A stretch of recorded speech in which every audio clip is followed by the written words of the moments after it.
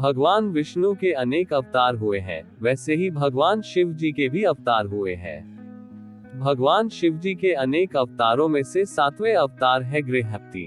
आज हम उनके इस अवतार की कथा सुनेंगे। नर्मदा नदी के तट पर धर्मपुर नाम का एक नगर था। वहां विश्वानर नाम के एक ऋषि और उनकी पत्नी शुचिष्मति रहती थी। बहुत काल तक उनकी कोई भी संतान नहीं थी। एक दिन शुचिष्मति ने अपने पति से कहा, स्वामी, हमारा भगवान शिव जी के समान पुत्र हो, ऐसी मेरी इच्छा है। पत्नी की इच्छा पूर्ण करने के लिए ऋषि विश्वानर काशी गए। वहां पर उन्होंने घोर तप के द्वारा भगवान शिव जी के वीरेश लिंग की आराधना की। एक दिन ऋषि को वीरेश लिंग के मध्य एक बालक दिखाई दिया। उन्होंने बालरूप धारण किए हुए शिव जी की पूजा की। ऋषि विश्वानर द्वारा की गई भावपूर्ण पूजा से शिव जी प्रसन्न हो गए।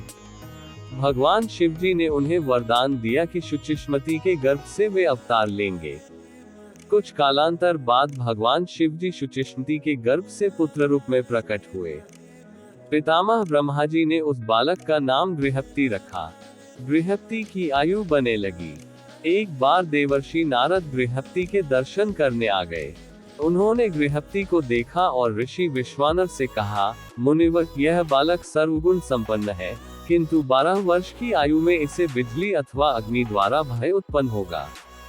यह सुनकर ऋषि विश्वानर दुखी हो गए।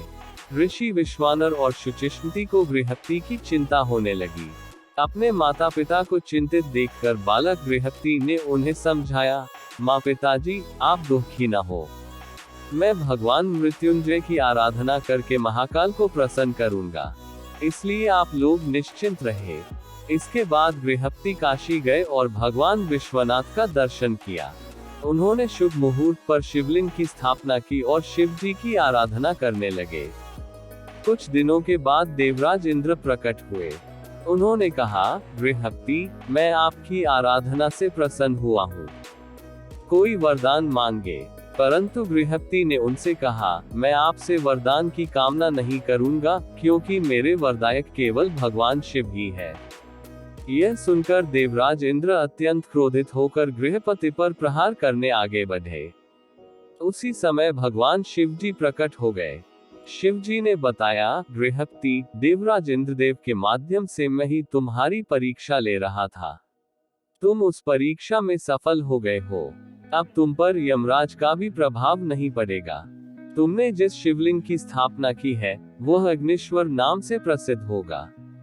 इस शिवलिंग का दर्शन करने से व्यक्ति बिजली और अग्नि से भयभीत और पीड़ित नहीं होगा।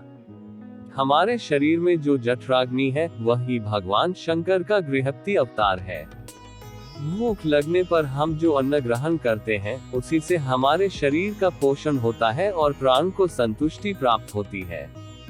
गृहपति की इस कथा से हमें संदेश मिलता है कि जठराग्नि को शांत करने के लिए जो भी कार्य करे वह धर्म के अनुसार हो। अर्थात भोजन मिलने हेतु के लिए हम जो धन कमाते हैं, वह प्रामाणिकता से कमाया हुआ धन ही हो। हम जो भी कार्य करें, वह भगवान को प्रसन्न करने के लिए करना है। अर्थात भोजन प्राप्ति के लिए हम कोई कार्य कर रहे हैं तो उसका माध्यम पवित्र तथा धर्मानुसार होना चाहिए और इस कार्य में किसी का अहित नहीं होना चाहिए। तभी हमारा कार्य सफल होगा।